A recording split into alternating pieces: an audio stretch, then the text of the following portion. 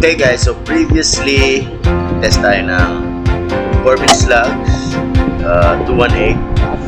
Then mulan, masyadong mahangin, hindi na tayo nakahit ng 150. So I stopped recording and again shot 150, but I forgot to put on the tacticam. So ito na yung mga continuation videos. Enjoy. Corbin slug test 0.217 at 21.1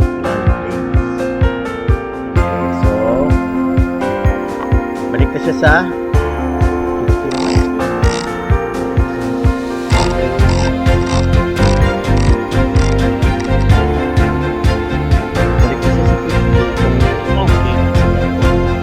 ang ano mo lang yung diferensya nila eh. Diameter eh, 217 versus 218. So, good on.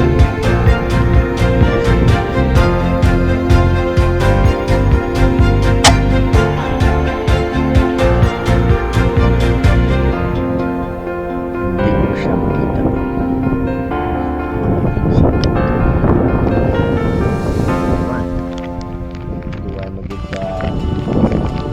Do parehas mo sa kagina. Galing kay tungod nga 217 lang siya.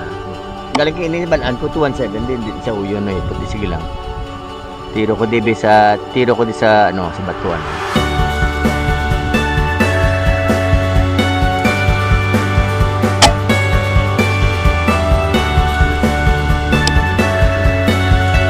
Ara sa salda.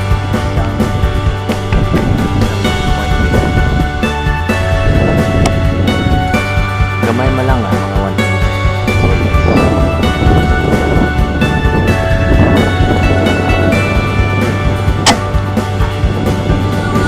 Biyak.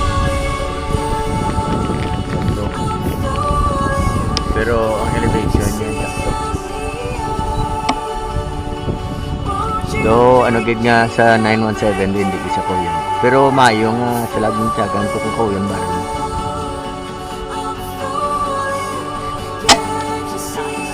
Gamo lang naman. Hindi mo mag-ano nga hangin. 21 drain na siya. Anyway, kung mag 100 ka, ganito, pwede mo siya 100.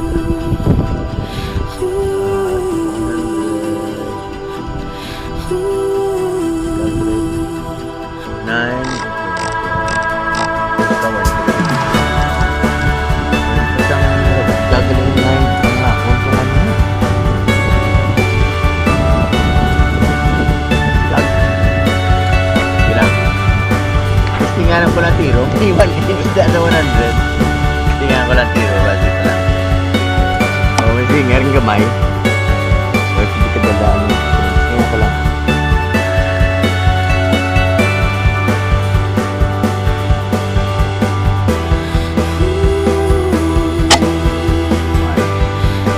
Anyway, 150.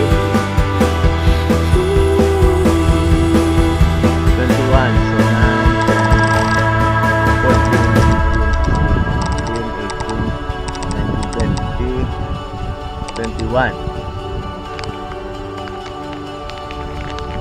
So, 21 mo Corbin Slugs 0.217 21 grains 150. Okay, let's check. Sige mangin ayan, mula na akong hapon na patanob lang hangin no? Paligapon ko sa ano tangent.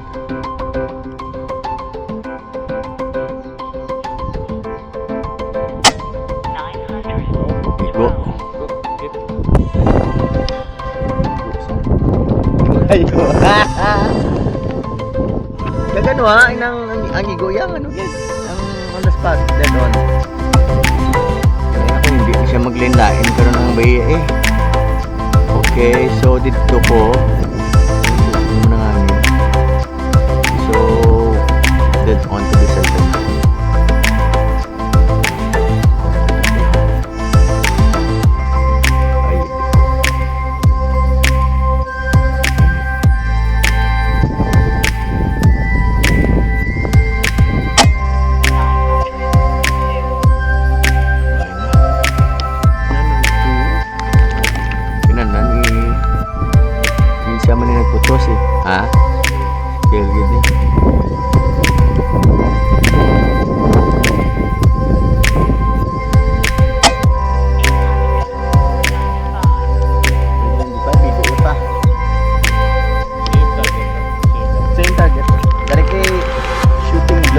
mag-drive ka man.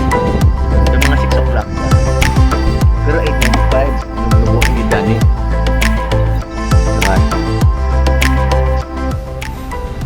Okay, so the video shows na very capable ang barrel at yung slugs shooting 50, 100 to up to 150. Pero we will not stop there. We will shoot up to 200 plus in future tests. Okay, so meron pa ako din na test dito. We have the 218 22.7 grainer na press slug. We have the 177 13.4 na press slug din, 177. So have to get the kukunin ko pa yung barrel ng kaibigan ko na low tar na walang choke. So doon ko siya i-test. Okay. And naubos ko na yung 218 na 21.3. Okay, so I still have the 217 na 23.5. Hindi ko pa na test. And 217 na 26.3. So future test nito. So okay, so salamat. Thank you for the for watching the video. Salamat sa kay Charlie Yankee. Of course, thank you for the Tacticam. Tapos salamat din kay Roland of Dumaguete for sending me the slugs. So I will just give you the report regarding your slugs, bro. So you can sell it na online. So I'm vouching for the slugs na okay siya, okay yung slugs niya and very capable. And also salamat din sa kaibigan natin na gumawa ng barrel na si Arjun of AC Barrels. Capable yung barrel mo, bro, so walang problema. So just keep it up. Baka meron ka mga bagong technology dyan or mga ideas, just keep on experimenting. So for now, that's it. They're Ganing Visayas saying bye bye. See you in my next video.